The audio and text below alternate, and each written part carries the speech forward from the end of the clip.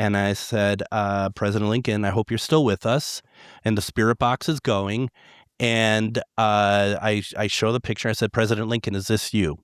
And through the spirit box, you hear this man. Yes, it is. We can never say with 100% certainty that's Abraham Lincoln. We just... Did you ask him what he thought of the play?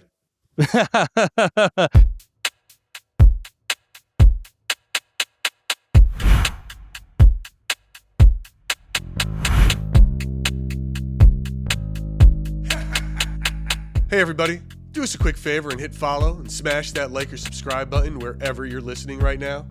It'll help us keep getting great guests and make it so you don't miss the next episode. Now on with the show. All right. John, what's up? How are you? What is going on? Oh, I'm good, Gary. I'm good. Here in Texas. Look at you in Texas, different little backdrop for you. Oh, yeah. So in Texas, having a good, well, I can say this. The first thing I'm going to say about Texas is not everything is bigger in Texas. Okay? Oh, yeah? We've been lied to. Oh, why is that? Because just things aren't bigger in Texas, like the deer. I've been seeing deer all over the place. They ain't bigger, right? But the stars are big and bright. Oh, yeah, that's right. The stars are big and bright. So, are you out in the country and stuff? Really out? I'm out. I guess. Yeah, I'm out in hill country right now. What's it like going out at night? Is it really wild to be out at night? Is it bright out because the stars make it brighter? Yeah, it depends. If the moon's out, sure, right? Yeah. It's really no different. The weather's strange. 50 degrees for me in New York is not 50 degrees in Texas. Right. Okay, everyone else is like, oh, we're cold, and I'm like, oh, this is beautiful. Right. So, and I guess maybe that's just personal preference or humidity or whatever it is, right? But sure. It's different. It's definitely different. All right. Hill country, where I'm at right now, has been my favorite. Up here in hill country. I love nature, a lot of scenery. So good. That's awesome. It's fun that you get out. It's good to see you out in the country, out in America. Out in America, really enjoying America. Man. Well, John, America. So, hey, everybody, welcome. This is Splintered Spirits. I'm Gary.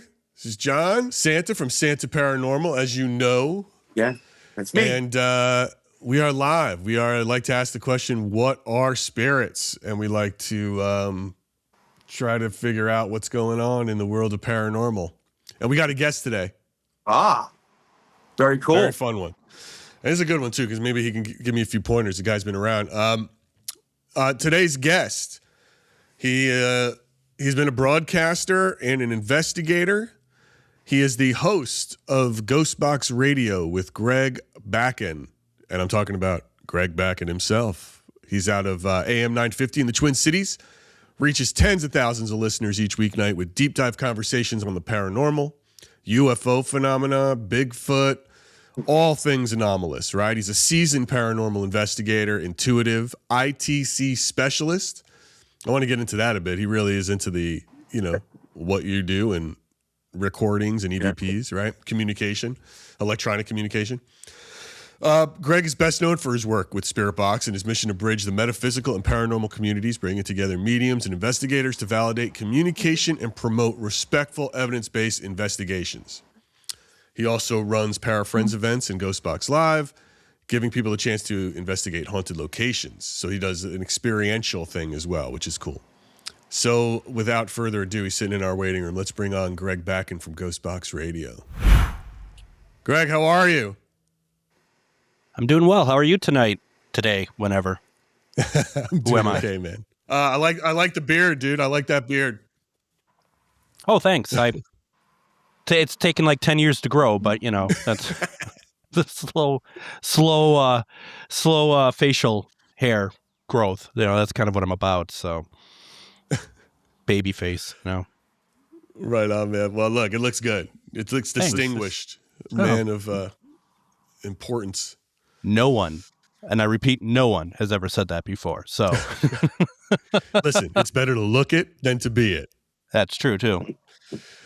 Greg, listen, thank you so much for coming on today. You've been doing this for a lot longer than I have, meeting a lot of different people. So I'm very excited to talk to you about your experiences, what you've met, who you've met, what you've learned, right?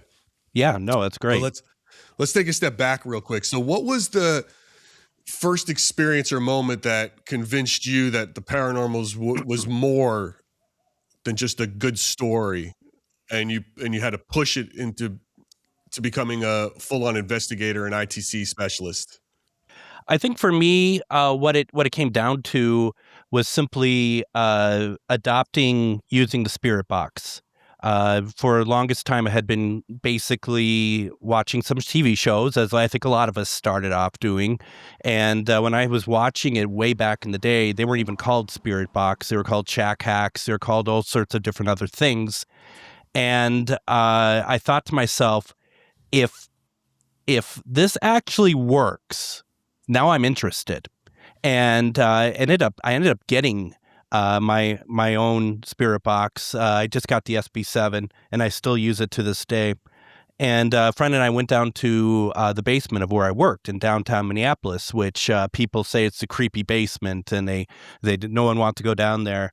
And going down there, my first question I ever asked using the spirit box, I got an answer right away. And I'm like, all right, this is good. And funny enough, what was the question? What's your name? And I got Nate. Just like that, Nate. And we asked, what's your last name? And it came out Lund. And then I asked, what year were you born? And we got some numbers, but I don't think you could equate it to an answer. And then I said, is there somebody else here that would like to talk to us? And a female comes through, and she says, hello. And at that point, I was just like, this is mine.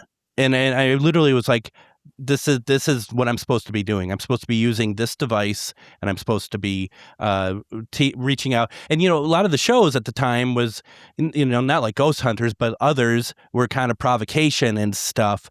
And it was at that moment I realized that you're not speaking with something dark. You're actually speaking with people. And that's where right away I kind of became like, okay, I get it. I understand what I'm supposed to be doing here now. I now have a purpose. I literally felt that way. I now have a purpose. That is, it's great that you recognize that. Yeah. Like this is something that is going to change your direction, right?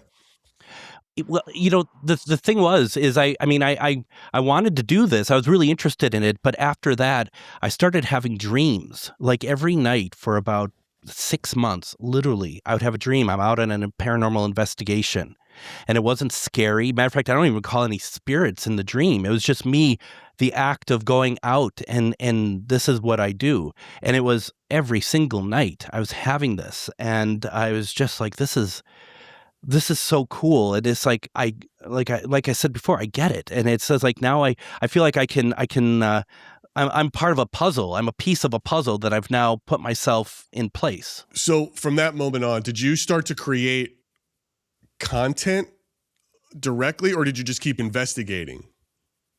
So it's an interesting question, I guess, because I suppose I did start to create content almost immediately. I think as content creators, I feel like whatever we do, we feel like we have to document in some way. And beyond just like getting like EVPs and stuff, I feel like that there needs to, at least for me, it's like, how can I repurpose this? Because it was more of just, I wanted to share what I was getting. And so I created a podcast that was all about, each podcast was a paranormal investigation. It was all audio. There was no video to it whatsoever, which is it's kind of complex. It's not something people normally do, but it was really fun because I was able to share some stuff. And because so much of what I was doing, I based, and I still do base my paranormal career when I go out and investigate using Spirit Box. I'm a big ITC fan, and so that, and then I went to school for radio back in 19 something. I went to it with Mark Coney. Him and I were pretty close, and I went to school for radio. Got into television, went into production, film, television, all this production at ad agencies. But in 2015, and I had been doing this for a little while, in 2015, a friend of mine was talking about he does a radio show, and I was like, oh, that's interesting. I'd love to kind of talk about it. And ultimately it was for Para X. And this was before so many people are doing like the Facebook Lives and stuff now. And so I did a show, and I've always had imposter syndrome. So it was never about anything I did. It was always about other people. I'd bring other people on.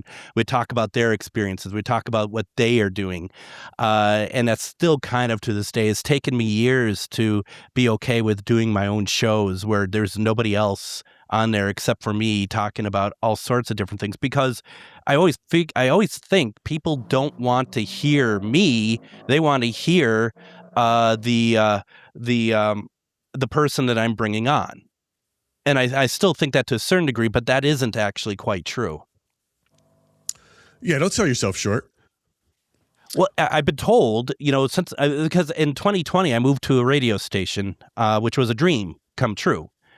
And the Chad, who runs the station, he always tells all the hosts, people don't tune in every day to see what guests you have. They tune in because they like the host, and the guest is just, also a big part of it. But they have to like the host first to even want to tune in every day or every week or whatever the rhythm may be.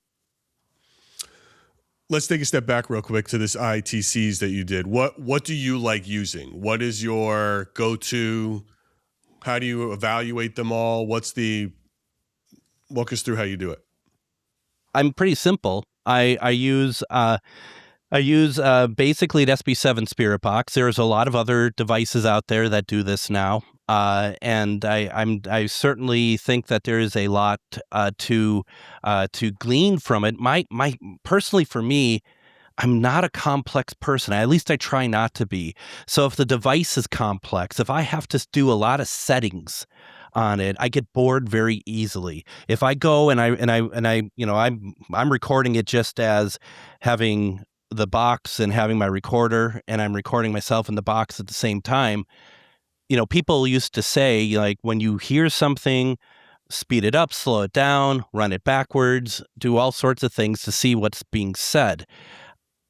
Come on.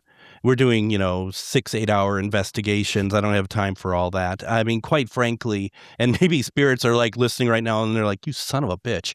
But quite frankly, if I don't get it in 3 times, if I'm hearing something that sounds interesting to me, and if I don't get it in 3 times, more than likely I'm going to pass it up. Because, you might get some stuff and that's fine, but if I don't get it right away, and I might share it with some people too, what do you think this is? But I can't, there's so much to go through when we do any sort of evidence review. And so I'm very simple in that. I don't apply filters to any of my recordings. I used to, and all it did for me was make it sound like I added a filter to a recording. It never really gave me what other people say that they get when they do that. So, and for me, I've been doing this long enough, and I should have asked if I could have given you some stuff to play. And if you want afterwards, I can give you some stuff. You just want to hear what I've gotten over the years. And I will drop it in, if you want to shoot me over some stuff that you're talking about. I mean, if I want to be able to hear it on the first run, like live. That to me is that's to me when it's good. I've had, I believe, a fantastic response from, of all people, Mary Todd Lincoln. And I just, because I wanted to show, I used to do a weekly spirit box session that was Sunday nights. People would come on. I'd kind of use it like as a gallery, where I'd be like, who do you want me to reach out to? And people would be like, oh, I'd like my Aunt Dolores. I'd like this. I'd like that. And, I'd ask them to come through, and I would focus on them to try to come through. Now, I don't know what Aunt Dolores sounds like. I have no idea, so if they hear her voice, that's the validation. I could hear a voice come through, but I'm not going to say, oh, that's, your husband, Joe, I mean, I don't know that. So that's the great part. And then one night, super long story, so I'm not going to get too deep into it. There was a documentary about the last photo of Lincoln on Discovery. And I wanted to know if this was actually him because it was in the deathbed at the Peterson house. And so I'm like, okay, well, why not ask him? And so I did this kind of before I went live, I basically, and I'm a believer in the flashlights. I know people don't always like the flashlights because they're like, well, the O-ring is expanding and blah, blah, blah. Sure. If you're getting a good cadence, I'm not going to throw that out. Who turned on the flashlight? I don't know. But the thing is I, through flashlight, I'm just like, doing my meditation, President Lincoln, I would like to show you, can you, first of all, I ask if you can come through and the light turns on and turns off. And I'm like, well, I want to show you a picture, and I'm pointing to the screen. This is where you're going to see it. I'm going to use this box. I explain everything as best as you can to a man that was assassinated in 1865, about a radio and stuff. And every time I would say something, the flashlight would turn on and off, like, yes, I understand. And then I finally asked, may I also ask Mary Todd Lincoln a question?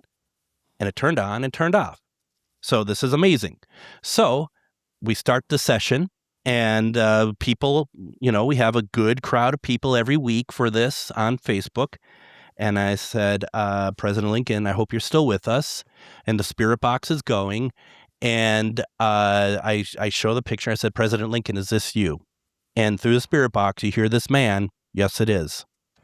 And I'm just like, whoa, and the crowd, the people in the comments start going crazy. They're just like, holy shit. Oh my God. Look at this. Oh my God. I start getting starstruck. And so I just am like, I'm just like, okay. And I'm just kind of like, I'm in a daze. I mean, I just couldn't believe it. I mean, we can never say with 100% certainty that's Abraham Lincoln. Did you ask him what he thought of the play?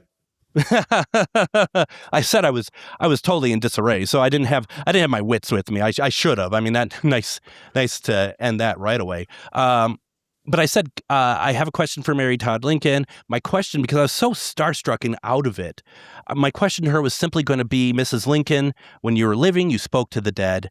Now that you're dead, do you speak to the living? Super simple question. But people are just like going crazy in the comments. You could just see them. I'm like, and you can hear this on the recording. Mrs. Lincoln, when you were living, did you, it's just a mess. And I'm just like, did you speak? Did you talk? And finally, this female voice comes through and says, talk about what? Mrs. Lincoln, you spent your entire life reaching out to spirits. Do you talk to other people? Do you talk to other people as a spirit, to other living people? Talk about what? Talk about what? And I'm just like, oh my God, It's amazing. I'm going to send that to you. That is a great one. Yeah, and that's just amazing. And my favorite, though, and I'm not ripping on anybody because we don't, a lot of us don't know a lot about everything. But somebody said in the comments, can you validate that it's Lincoln? Can you play it against some recorded message that he gave? He didn't. That's a little before recording. Yeah. I mean, we have an education problem in this country. What's really interesting about all that, even if it wasn't Lincoln, you're still getting a response. Yeah. So yeah, I could see that if I had communication with the president, that would sort of absolutely change the direction of, the too many coincidences, right? Like there's got to be something. You're communicating with something. You get the great recordings. They're clear. It's happening as you ask it. I always find that to be wild. Like in and of itself, that kind of thing is Now, was incredible. Greg, was this done with an SP7, through an amp, like a portal box, or just SP7 by itself? SB7 with a external speaker. That's it. Okay, cool. That's it. I've used some of that stuff before, and it's fine. Yeah. I just have been kind of pure with it. Yeah, I don't blame you. I don't blame you one bit. All right. So now, do you still go out and actively investigate, or is it more now you're talking to other people and you're doing the radio show? So, and I think it's something that we all fall into after a while, right? That a lot of our investigations are events. And so we put on events. I work with my friend Char Savoy. We've worked on in the Midwest on doing events now for a number of years. Before I had a little event group that I still use called Parafriends Events, and we like to go to locations that aren't like where everyone goes to. We try to find new like we found a Masonic lodge that no one has ever investigated before, and we did an event there. It was a bloodbath, quite frankly, but that's okay. Most everyone made it out unscathed. Yeah, sure. I mean, honestly, the energy there was pretty nasty. Which we didn't. It wasn't when we went there. From the fans or from the ghosts? From the ghosts. Oh, okay. From the lodge itself, and it started off. We got permission from the Masons that there were, because in the back room, a lot of these lodges in the back room, there are multiple like paintings of George Washington, and so this one had that too. And I put one out on a table, and I put a tripwire around it, and I said first to the Mason, it's like, first of all, are you okay with this? And he's just like, yeah, sure. And I'm like, we were going to try to reach out to Washington. Are you okay with this? Yeah, but I should have known better because, they have that sword that is used for like for special events and stuff. And that was just laying out. And I said to him, you might want to put that away. And he's like, so, I mean, it's like, well, this is going to be great. You mean the sword that they kneel on? Whatever the sword he's speaking about is they lay it down and they kneel on it and they do one of their rituals. That's the sword he's speaking about. Yeah. And it's just out there. Before everyone got there, it was just out there. And I'm just like, yep. Yeah, and so he's like, yeah, it could be. And I'm like, no, I'm gonna go put it away. Don't worry. I'm now a Mason, I guess. I'll take care of your stuff. So yeah. So we had this tripwire around it and spirit boxes going and stuff. And I said, same way that I tried to bring through Lincoln, I said, President Washington, we are so excited to be guests in this lodge, something like that. And, I'm really good at doing radio for enough time. You're really good at doing this sort of like monologue that most people in the room are probably like, get on with it, for God's sake. But I'm doing this kind of monologue, kind of bringing, I'm like, are you here? Everything in the room just blows up. And I don't mean blow up like it stops working, but it just goes off, including the tripwire, everything. And then it was just silent. It's like, well, that's interesting. But then we started getting started feeling ill. And I mean, like probably an hour or so later, people started feeling ill. A lot of people had to be like, they had to leave and just sit outside for a while. And it's either something to do with spirit or natural gas or something. I don't know. But it was just like, there's this episode of The Simpsons where I think it was like a trampoline or something. And they do this like shot of all the kids who are just laying in the field because they've got hurt from the trampoline in the Simpsons backyard. I kind of felt that was this investigation where there's just this like line of bodies, like, well, come to one of our events again. That'd be great. Yeah. That's the Masons for you, dude. That's all right. It's one of those secret organizations that we don't like to talk about too much. And I had a Mason with us too. It was always nice because he was able to kind of fill us in on stuff that we didn't know. I mean, he's a paranormal investigator. So he's all about both sides of it. So it was really nice. We also do a monthly investigation of this place. There nearby is a city, part of the Twin Cities called Anoka, that is they call it the Halloween capital of the world. And this, a lot, Main Street dates back to the 1860s. And so we do in one of the buildings, the second Wednesday, which is why I had to move, why I couldn't do it the night that you had requested. We do an investigation, and it's just active. It's active in a very cool way. It's a safe location. No one gets sick, no one gets hurt. Everyone is fine, and we get great responses. I wonder For why now. they call it yeah, for now. I wonder why they call it the enough. sleepy. Why do they call it the Halloween capital? What makes? I mean, I got to say, John and I are from Westchester. We got Sleepy Hollow up in our neck of the woods. Bigger Halloween than Sleepy Hollow or Salem. That's bold. I'm not here to defend Anoka. I'm here to. All I know is that what they call themselves, and they, at least in the Twin Cities. Yeah, well, hey, absolutely. let me call up the mayor now. Let's get this going. Let's get this mayor on the phone. Like, how dare you? I mean, I don't know. I have doubts. Well, I mean, I would say certainly the Halloween capital of the Twin Cities. Will you give me that? All right. Well, I'll give them that. I'll give them that. Halloween capital of Anoka. I mean, there's that too. So, Greg, do you consider yourself an intuitive? I do. Where does that? When did that manifest, and what made you embrace it? I think it's been with me my whole life. There are things I think that we all experience that we know that we're drawn to, that we know outcomes before they happen. We feel energies, we feel people's energies without necessarily them having a frown on their face or a smile on their face. When I got into this field of paranormal, I really didn't want to claim it in any possible way, only because I see so many people claim it and they're not, or at least they don't come across well with it, and I didn't want to be that. I hold great respect for people who are intuitives, mediums, all that stuff. But then the more and more that I was using Spirit Box, and people had asked for specific people to come through, and I could pull them through to talk with us. It wasn't going to be for hours, but you get something out of them.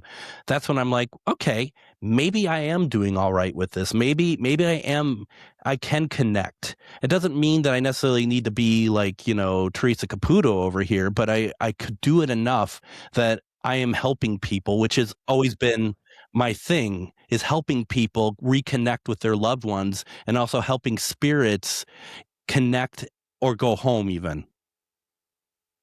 All right, you guys, I want to come back to that in a second, because you said some things there that we're absolutely going to touch on. Look, I always say I think John's intuitive in some way. I mean, that's why he hates when I say it. But I mean, probably for the same reason why you didn't like to say it. But I do believe that people who get these kind of results from ITC or spirit boxes like you and like what John gets has to be because they're on a different level of somewhere and somehow, and it happens. Listen, I'm not a medium. I'm a triple X. That's it. Yeah. That's all I'll say. I mean, John, do you think that has something to do with the fact that you're using the equipment, that it feels like that they're in like different categories, different silos? Mediumship. I used to always think that mediumship is like woo, whereas I'm using equipment and I can very much document exactly what I'm saying here. I just curious because I think that might be where I was at. Yeah. For the most part, I need equipment to communicate with the dead. Yep. You take the equipment away, and guess what? I'm just an average dude. I don't feel spirits. I don't. I can't be like. That's not true. That's not what you've said. You've said you felt like you're in. That's not true. You're backpedaling. But that's no. I'm not backpedaling. You are. I can't. No, I'm definitely not. Definitely not. You have said you feels like Jello when you're in a space. Everybody, tell me Gary shouldn't be like this more with the guests we have on than me, right? I am when they when they backpedal. 100%. But you said 100 times. You said 100 times you feel like you're in Jello when there's a thing. But that has that can be with people too. That's what I'm saying. Too. But yes, right? but that's the thing. Everybody does that. I don't feel like I'm in Everybody has that ability. You said it yourself. You see somebody and you're like, ugh. Yes, people There's get something off vibes. about that I person. agree. I agree, but I feel Okay, like so I'm yours not is stronger. backpedaling. I think yours is stronger, like than most, Everybody, and that's why it well, works. but maybe that's just experience. Maybe What do you that's think, just Greg? experience. You know, I couldn't possibly comment on what John feels and not feels, but I'll No, tell I you. know, but I mean, just in general, from all But, the people you've met, I and mean, the mediums you met, and you know, which has been a lot over the decades you've been doing this. So, what is the consensus? I feel like that sometimes people, and I don't mean John in this, I really don't. There's people who are like, I have as many mediumships, I'm as intuitive as a rock. I hear that so often from people, and I think that some people wear that as a badge because maybe there's so many people that say they're intuitive and they want to stand out and they don't want to be that way. But I would challenge John at a point that he feels comfortable doing so at an investigation that he feels that he can do this is go a half an hour of it without equipment and see what you're picking up, because that that's how. happens. That happens when everything dies. I've Yeah, walked through I bet. cemeteries and locations when the spirits drain everything, and it's like, all right, guys, looks like this is what we're doing. And every now and then you'll hear disembodied voices. We'll pick up a disembodied voice here and there. For those that don't know what disembodied voice is, you don't know the source of that voice, right? It's not coming from a piece of equipment. You think it's not coming from human vocal cords. So that'll happen, right? That'll happen. That Yeah. happens with the equipment on or off. But Yeah. once the equipment's off, like that's the most that'll happen for me. You see what I'm saying, Greg? Denial ain't just a river in Egypt. You know what I mean? Well, I mean, but it was like, do they come to you inside your head? Do the messages No, come inside your no. head ever? Because No, Maybe. But it's funny you do mention inside your head, though, because I got cedar fever, by the way. That's why I keep coughing. Cedar fever is a big thing down here in Texas, in this area that I'm at. So it's funny you mention in your head. I have noticed that some spirits have the ability to skim the top of your mind. Like, I'll be talking to people, not even talking to the spirits, and all of a sudden the spirits will say what I'm about to say before I even say it. And it's like a split second before. So the spirits are saying it and then I'm saying it. That happens a lot. But as far as like spirits like communicating with me in my head, no. I never ever, the years I've been doing this, all the time I've been doing this, never ever felt that. So there was, I had a psychic medium that would come on every other week, Refined Divine. Her name is Deb. She's great. And we do one question readings on the show every other Wednesday, which was also a lot of fun. And then I started finding myself, when the question would be given to her, that I could answer it. And No shit. yeah, and I kind of had to be a little bit like, stop beating her to the answer. First of all, that's my number one rule when I do the show is let the guest speak, not me try to interject. And then she would sometimes just be like, Greg, what are you feeling? What are you getting off of that question? And I don't really have, and I think, John, you're probably on the same wavelength that I am. I don't have aspirations to be a medium or 100%. anything like that. 100%. Yep. I agree with you, Greg, 100%. I want nothing to do with it. The chat, by the way, is against you, John. They're all saying like he hears disembodied voices when we don't. No disrespect to the chat. The chat can hear a dog bark and they'll think it's a loved one. I'm sorry. No disrespect to the chat. Right. But Right. the chat can hear a dog bark and they'll think it's a loved one. So my boys, no my nephew's disrespect humble. to you guys. It's the truth. My nephew's humble. He's got a gift. He's a witch. I got a witch's peak. That's about it. He's a witch. All right, Greg, let's get back to our guest. Enough about your nonsense, John. It's a crazy. Yeah, I don't want to talk about me. I don't want to talk about you either anymore. I've had it. So where do you draw the line, Greg, in terms of like, with your, because this is a question that comes up a lot in terms of the ethics, because you said you like to talk and help people. How do you balance that? How do you balance the ethics when you come across a loved one who's passed with also trying to get, great content now that you're a content creator? How do you find that line for yourself? I think I'm lucky in the sense that I generally don't share, unless I do a live spirit box session, I don't share what I pick up at investigations anymore. I just don't. And part of it is I don't have the time to go through the review of the evidence to start with. So I try, that's the other side of the ethics. If you want spirit to talk to you and you're recording them, you should be listening to what they say, because we only pick up, especially using spirit box, we're only picking up 15-20% of what's actually being said. You have to go back and listen to really hear what's being done there. But there's so many different areas of ethics. When it, if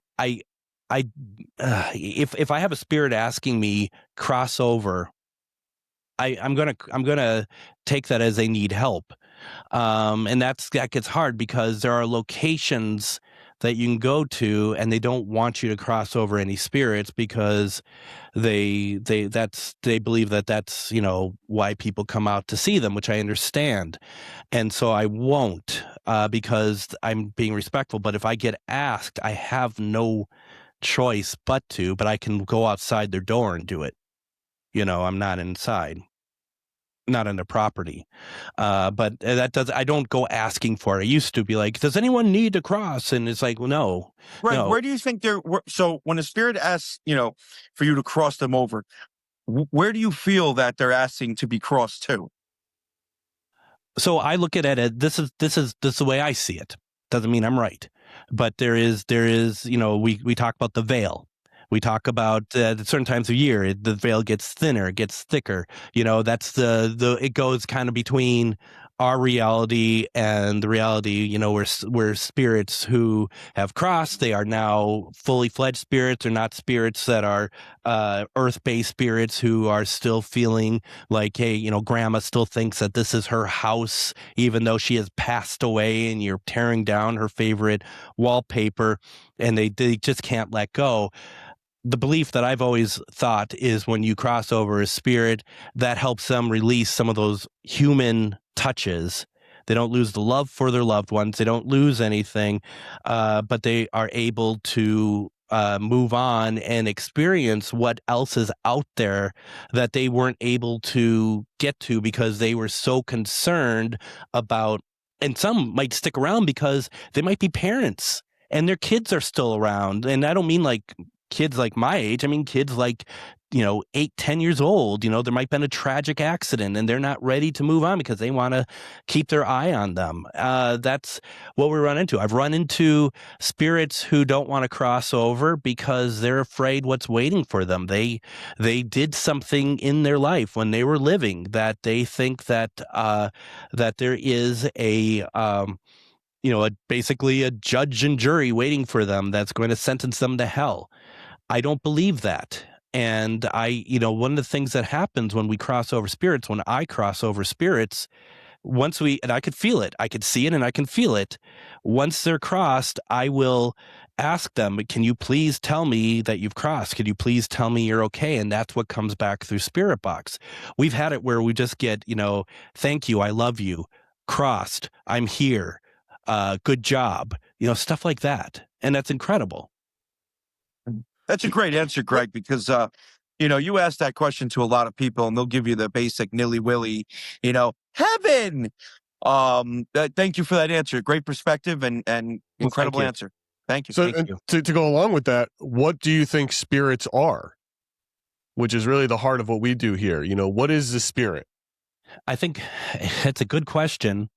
I don't know, I mean, and I've listened to you all before, and I hear you ask that question, and I dreaded you asking me that.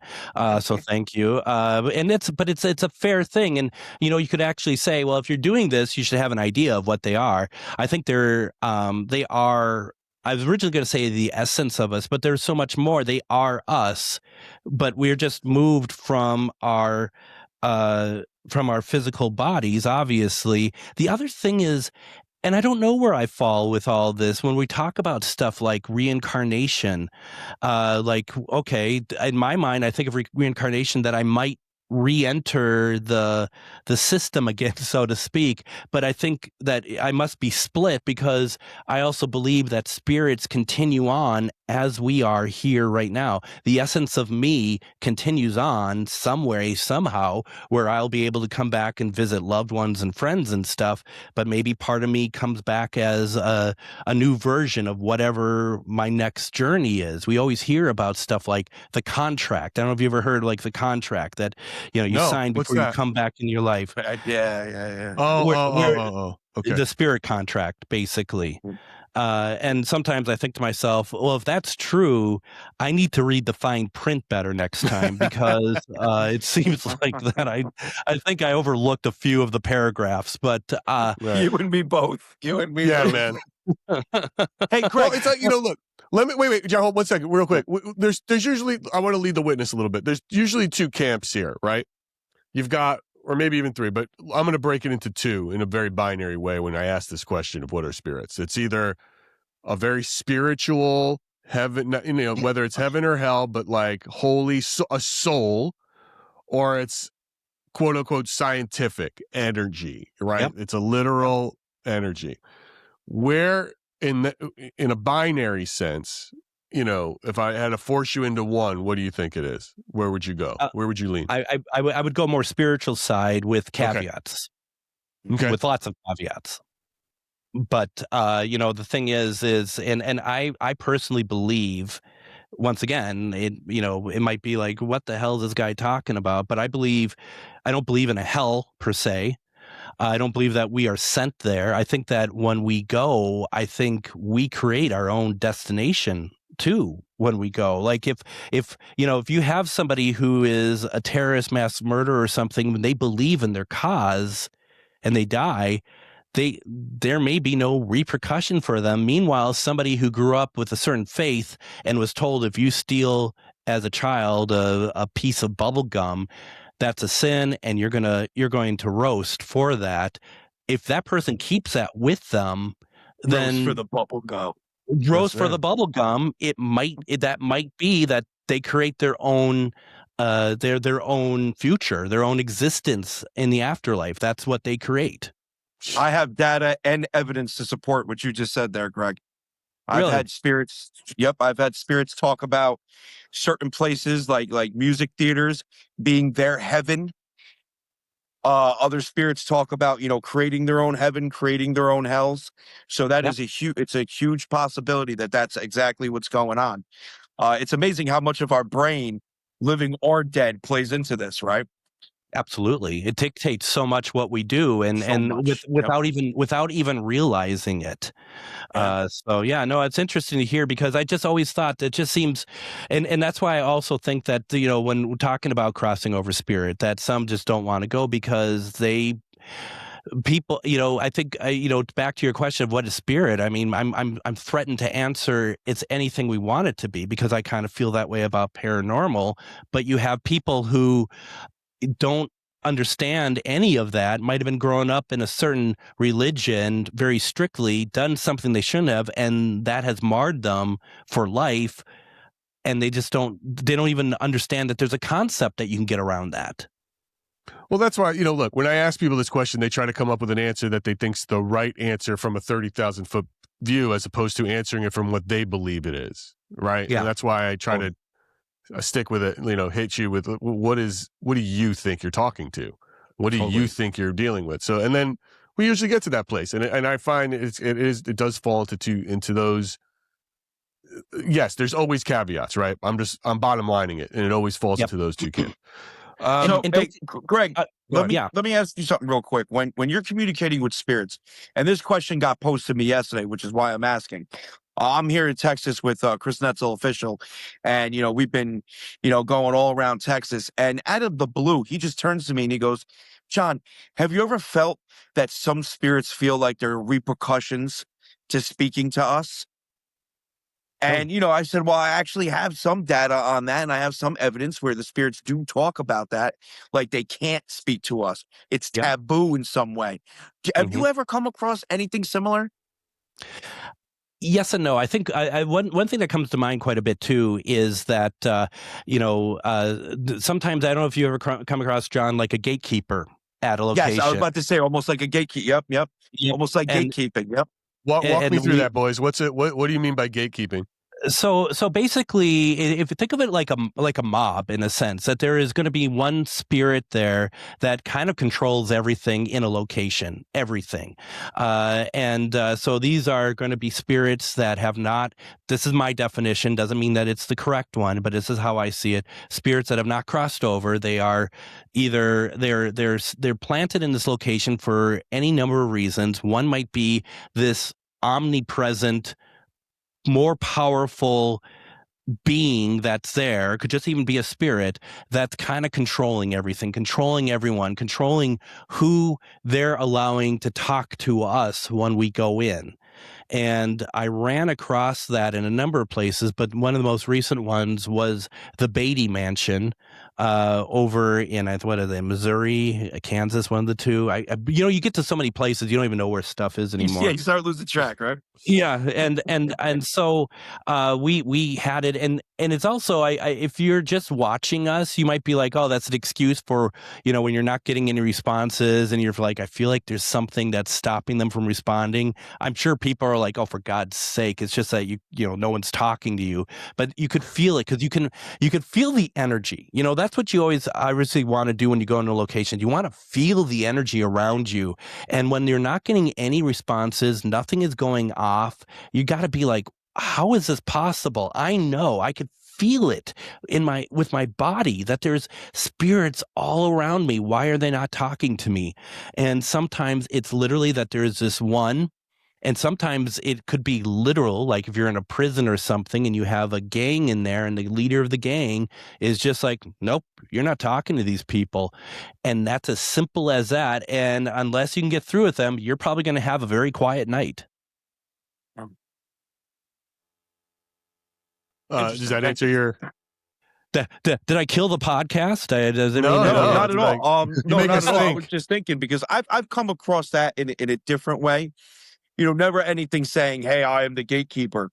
More like one spirit just being completely unruly and just bogging everything down. Right? Yeah. Like all of a sudden you'll get a little bit, you'll hear a child come through, and then something will come through and just stop that from happening. Yeah. And it's the same thing over and over. My answer wasn't literal. Yeah, my answer wasn't literal. That was just more of like, that's kind of what it seems like. Yeah, I've never had to either, like, you will talk to no one else. It's just you get that feeling though. Can I also say real fast too, the whole spiritual versus technological aspect of what spirit is. I also feel like that investigations can fall easily in one or the other as well. Well, yeah, and I'm glad you brought that up, because one of my questions for you is really, you talk about bridging this gap between, paranormal investigators that let's just, again, putting them in a box for a second. They're the ones who are a little more technological. They think they're scientific. For some of them really are. Some of them hope to be, but they always consider themselves a science-based front, right? Versus mediums. How do you want to bridge that gap, and how far should you push it one way or the other? I think that one of the things is that understanding that mediumship and paranormal, like going on investigations, there really isn't any difference between the two, because both sides are trying to reach out to spirit. The mediums tend to be I've never run into a medium who is just like, well, I think I can reach out to someone. They're pretty confident about it. And paranormal investigators, they are either going on investigations, they're either confident about it, or they're also, which in the way that I investigate, you get some investigators who go into a location, and what they're hoping to do is have something happen that helps them put something to help them understand that there is something more out there. Like, there's investigators who they don't necessarily believe, they want to believe, but they need more than just a something coming through a spirit box. And I appreciate that and I respect that. Where I'm just like, can someone come and talk to me, and there's like a bee that lands on the window. It's like, ooh, what's that? I'm not ruling that out, because I tend to investigate more with my heart than with just the equipment. Where because I come from a standpoint is I know spirits exist. I've spoken to them. The stuff I've seen over the years. I don't need the scientific sort of run through for me to accept that. But that's my own journey, and it's not theirs. What then is, for Ghostbox Radio and this podcast and these interviews and this years and years of talking to people that you've had, what is your ultimate goal for that? What do you want people to get out of it, and what's the direction of it for you? I want. What have you learned from it? Like, I'm just, I'm very curious. Like, what's your path for it? My path for it is I want people to understand what paranormal is, what they and have them come to that conclusion themselves. And so my role with the radio show is to bring forth concept ideas, people that will help them understand that it's and this has kind of been my mantra of late. It goes beyond the shows. It goes beyond the celebrities. What this is that there's a great deal of stuff out there and energies that you can use that not only will connect you with spirits, it'll connect you with Bigfoot, it'll connect you with aliens. This I can tell you with absolute certainty, because I've experienced all of it. And this is the stuff that, it's not going into the woods with guns and stuff. It's literally thinking of everything as energy. And if I could help people understand that a little bit more, at least understand where I'm coming from with it, that would be great. I don't know if I have any personal aspirations when it comes to spirit world, because I've had so many great experiences already. Has anything or anybody you've ever met changed the track you were on? Like, you were thinking one way and then you met somebody and it made you pivot? I don't know. I've said once I realized that I wanted to help people and spirits, and that was the big thing: help people and spirits. Because going to an investigation, it's always like you're a negotiator. If you're doing private investigations, like you got these people who need help, but we can't just be like exterminators when it comes to spirits. We have to kind of figure out how can we help them, and also help them understand why maybe this isn't going to work, and explain to them how this is these people's houses now, or whatever. Come to some kind of agreement with it. What I've found over time is that like energy attracts like energy. So over my time doing this, I've befriended a lot of people, and we all seem to have the very same sort of belief system, how we want to approach it, how we want to do it. This goes way back very early on for me. I was on an investigation, one of the first ones I ever did with like anyone in the community in the Twin Cities. And I was with another team, and I had my spirit box going. It's so funny because everyone's like, back then, everyone's just like, we don't use spirit box. No one uses it. Why are you using whatever? Sure enough, though, I'll come out there and like, can you use spirit box? Yeah, sure, no problem. So I'm using spirit box, and some guy from another team, he just starts yelling towards the box, like, do you want to talk to me? Do you want to talk to me? And I looked at him and like, nobody wants to talk to you. I don't know why you're even saying that. Because he saw it on a TV show, because I know exactly who he's trying to emulate there. And that was where I kind of decided my mantra for anything Ghostbox was, this isn't our story. This is their story. And they being our clients and the spirits. And everyone who I've worked with has always been in line with that, and not because of me, and maybe some because of me a little bit, who knows, but more so because of we are all thinking the same thing. With what you just said, you brought up a really good and interesting point here about, you're with somebody and they behaved a certain way based on what they probably saw in the media. What do you think the future of paranormal media is? I mean, look, the TV, legacy television is on its way out. We've got a few shows there that are still left with a few people that are big names, and they're still doing their thing, and they have, I don't knock anybody. They got great fans, and there's things that, and I know people that make those shows, right? So that's, right. And I know what they're doing and how they're going about it. But now we've got social media where it's short form programming, and podcasting is getting bigger. Where do you fit? Where do you see yourself fitting in, and where do you see what are they going to be doing right? What do you want them to be doing? How is this all playing into what you believe is the proper way to investigate and where it's going? Oh, it's a hard question because I have a very cynical view. First of all, I'm not going That's to fine. lie. My view is very cynical on mainstream paranormal because I just see so many people asking for money. I see so many people who, and I mean, people who are known, people who are somewhat known. I get it. Times are tough, but there's people who have been doing it long enough where they can't get a dare I say, a real job. I mean that they're so embedded into this now. It's really tough for them. I feel like sometimes I want to scream, go into a Paracon and scream at people that this isn't the only way paranormal works. There's so many people who do like the extreme experiences and stuff. And I understand. I mean, I've been through all that in my own way, thinking that that's the way it should be. I don't think that's the way it should be now. But then again, that's just my opinion. And I have to learn that my opinion is not a fact. That but I want your opinion. I want to hear I want to hear your direction. What is the way we should be doing it? But I am always a kind of middle of the road kind of guy. So even when I'm saying something that it's like, I get annoyed by this, part of me is also like, I also know that doesn't apply to everybody. That's the problem with being so down the center, as I often am with almost everything.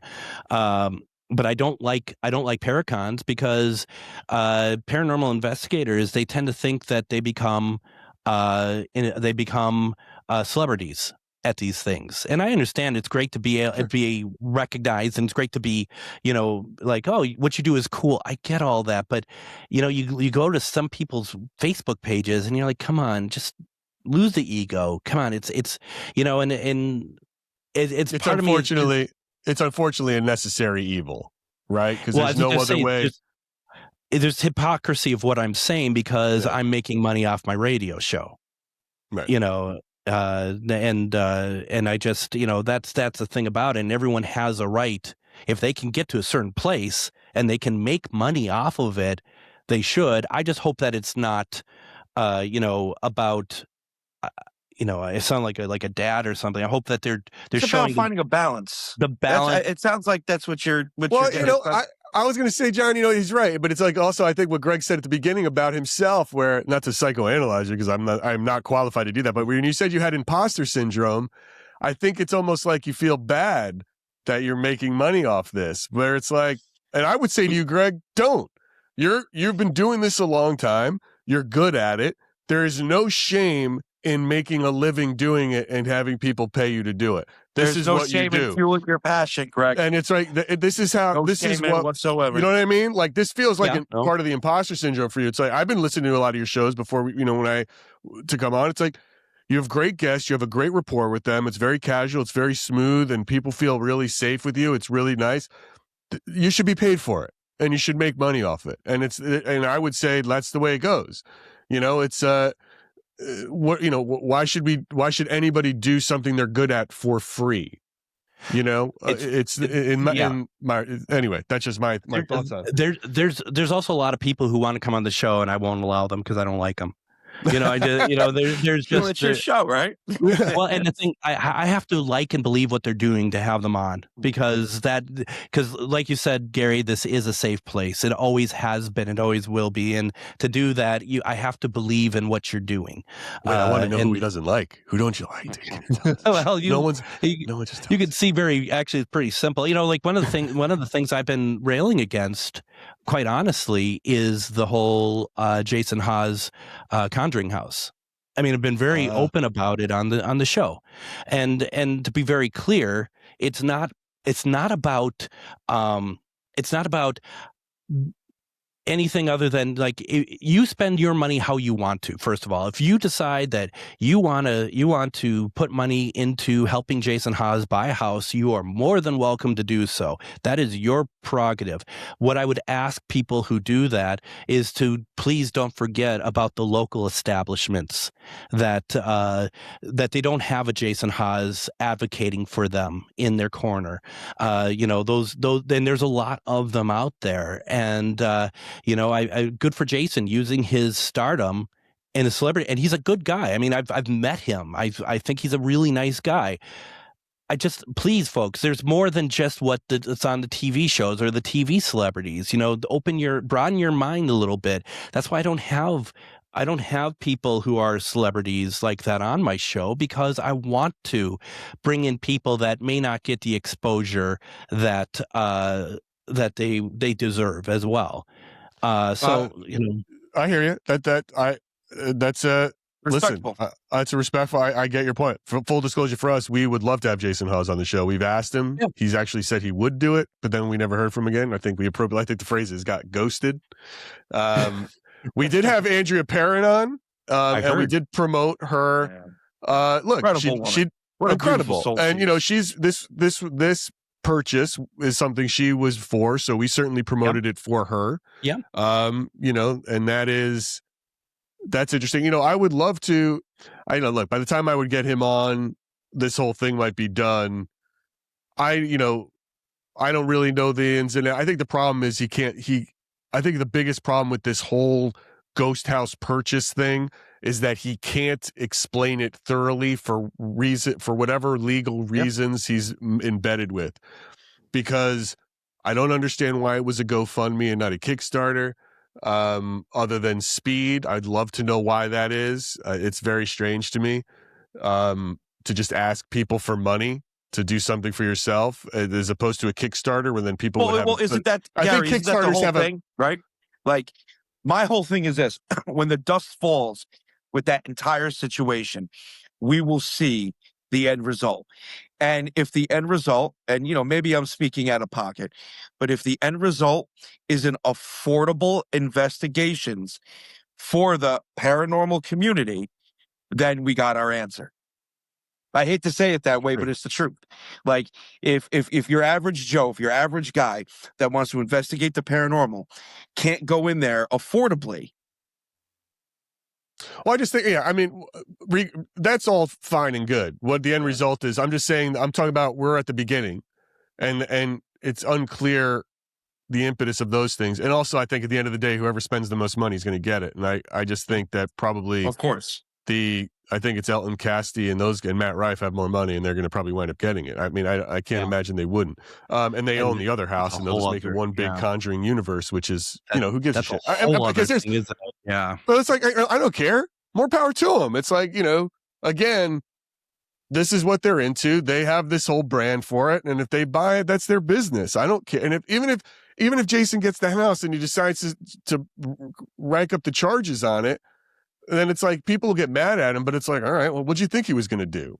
Do you know what I'm saying? It's like he just bought a business, so it's like that's fine. Well, we bought a business for him.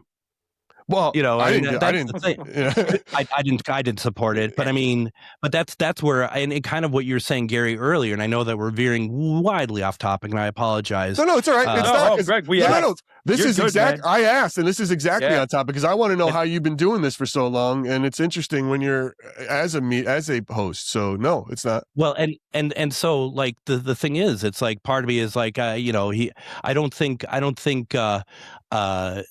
Jason's scraping like any quarters together. I mean, I think he's doing pretty well. Why do we need to turn this into any kind of crowdfunding of any kind? I never understood that, and I don't know Jason's finances. I obviously don't, but that's why I think that's why I don't go up against it. Right. I don't understand. Right. And I don't think he can fully explain, which puts him probably in an awkward position to have to eat the shit from people who are slamming him because he can't speak to the real, why was this the best method to go about this to achieve this goal? unless and that this is me giving the man the benefit of the doubt as not being somebody who's nefarious, who's twisting his mustache saying I'm going to do it this way so I can spend my own money less. I mean, I'm assuming he's not that guy, right? He's still a plumber. Yeah, maybe this is as simple as, hey, listen, he was out of the game for a while. He stuck to his roots. He still did his Roto-Rooter. I think that's the company he works for, the Roto-Rooter. Roto-Rooter. He's still doing that. And now all of a sudden somebody comes and pleads to him, hey, listen, I want to preserve this place. And he's like, all right, I got to do what I got to do. We don't know. That's what I'm saying. We can't. We'll never know. We'll never know the truth until maybe later. But it's like, who knows? But that's why I give the guy the benefit of the doubt. I refrain from saying like being one of the negative. Super and negative. I just hope that when the dust falls, the average guy can go, average man or woman, and everything in between, can go and check that place out. I think we're moving away from that in general, not just with the Matt Rifes or Conjuring. I think there is enough bigger paranormal businesses that are taking on locations that are making things that are going to eventually make things a little bit more higher price because they're seeing what's going on around the market. I mean, Lizzie Borden's house. We're already seeing that, Greg. You're right. We're already seeing that. Yeah. And Lizzie Borden's house got even more expensive, and that was already expensive.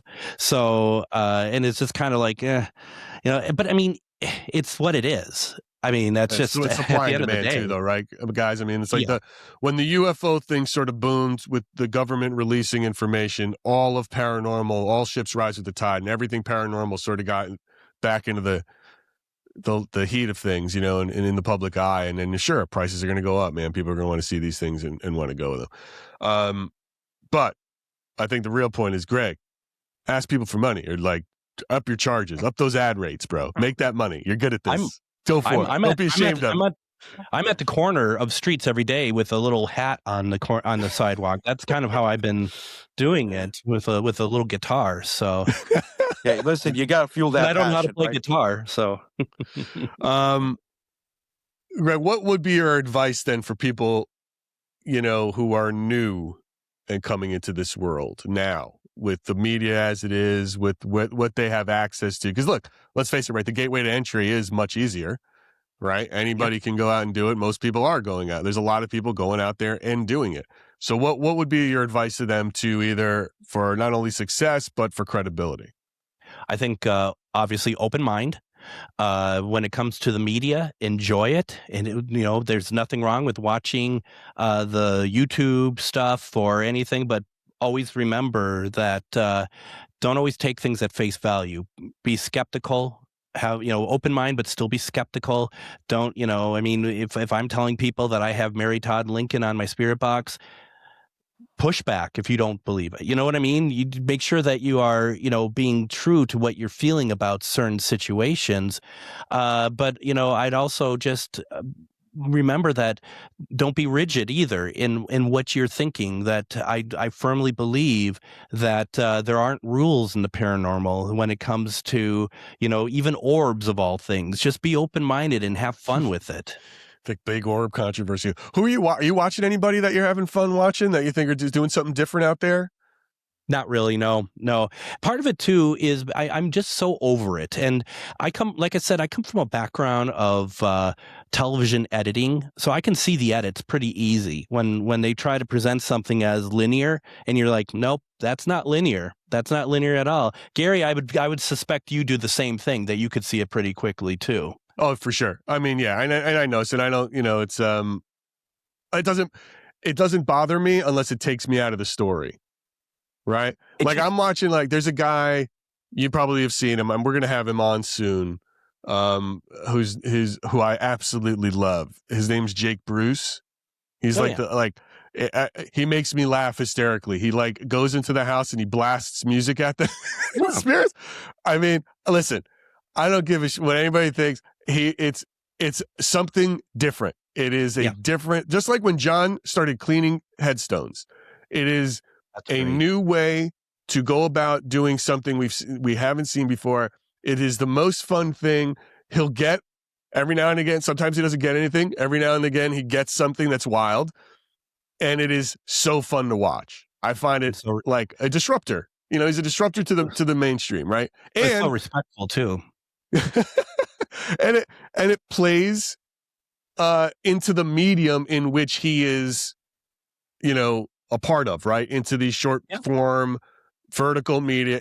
He's working, like, to me, he's working. Yeah, it's him and his brother. Yeah. Jake And they now I think they do separate things, but it's like they do separate things. Yep. But they are, like, to me, that was different. That stood out to me like, oh my God, right away. Like, that's the kind of thing that attracts me to this. And I'm all new to this, right? I've been doing it now for a little over a year. So it's all very new. Like when we met, like, Monique Too Soon, right? The drag queen ghost hunter. She's amazing. And she goes in, and it really speaks to this energy of, she's putting everybody up in everybody's energy. And does that have an effect in the room that she's in? And, like, that to me is super interesting, right? So I think there's people out there that are doing things that are cool that I enjoy sort of checking out. Well, and the thing with her is that there's not going to be a lot of people who are going to see that and be like, "Oh, I'm going to do that." I mean, and that's the big part about it. One of my banes of my existence, especially at events, is the Estes method.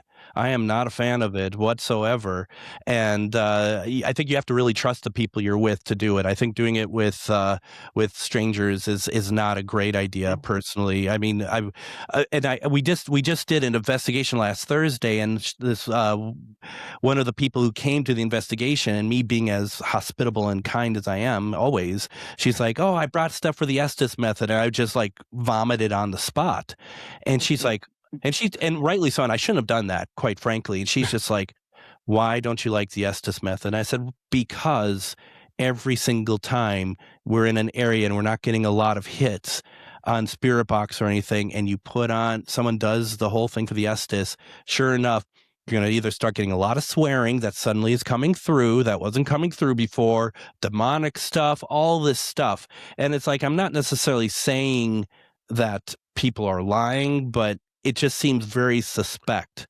That Did you happen to see our thing? We did a group Estes method. Did you know? I hadn't seen that. I'll have to check that out. All right, so here's what we did. So we got the guys who do silent disco, silence activations, they sort of helped us out. So they gave us all those headphones that are all linked, and we plugged in a couple of the apps, and we changed up various apps to it. And we had about 15 to 20 people to start. And then when we actually started rolling, about half of them quit, didn't want to do it. And then one person left in the middle of it. So we had about 10 people to do it. And what we discovered, which is amazing. So first of all, we learned what we did wrong when we were doing it. One, when people are sitting next to each other, you'll get a couple of delayed yells. So they could still hear the person next to them yelling. So we really, next time, would try to isolate as much individually as we can. Two, people hear what they want to hear, right? So some people would hear their own name, right? So, like, a lot of people hear their own name. And especially, like, some of these people went by handles, like because there are a lot of John's mods that he invited. It was one of his mod parties. Sure. And so that was fascinating.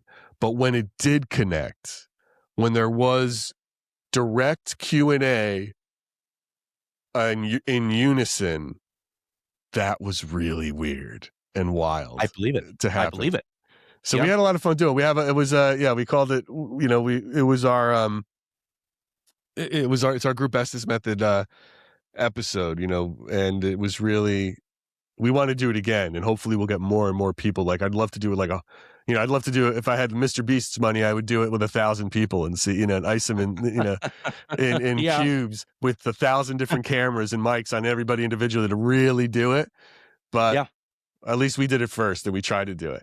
That's great. I'm enjoying this world, right? And I got into it through John. And I'm fascinated. Some people call me a skeptic, and there's a nuance to it. I'm not. I ask a lot of questions, and people sometimes get bent. But it's more his experience, and I'm the novice more so than, the believer and the skeptic. And I describe it, to people. It's like, if a kid asks you a question like, "Why are you doing this?" You're going to answer them. It's like, "Oh, I do it like this because of this." But when an adult asks you a question, "Why are you doing this?" They put their guard up. Like, they think I'm going to dunk on them or something. I'm like, "No, dude, I don't understand it. And I really want you to explain it to me why you do certain things." I get it. But Greg, I want to thank you for your time. I mean, this is really great. I love having an experienced, not only investigator, but media host and podcaster and radio host on here. It's very fun watching the show. Everybody, and we're going to put up links to Ghostbox Radio. It'll be in the link tree in my bio right after this airs. We're going to redrop this episode tomorrow. It'll be nice and clean without the echo in the beginning. It'll be nice and smooth wherever podcasts are, with more links to Ghostbox Radio. So please check it out. Follow Greg wherever you can follow him. I had a lot of fun. It was really interesting, dude. I hope you did too. I hope it was good. It was great. Thank you. I really enjoyed it. Well, that's it for another episode of Splintered Spirits. Be sure to like, share, and subscribe to our YouTube channel, Spotify, or wherever you get your podcasts. Until next time, stay curious.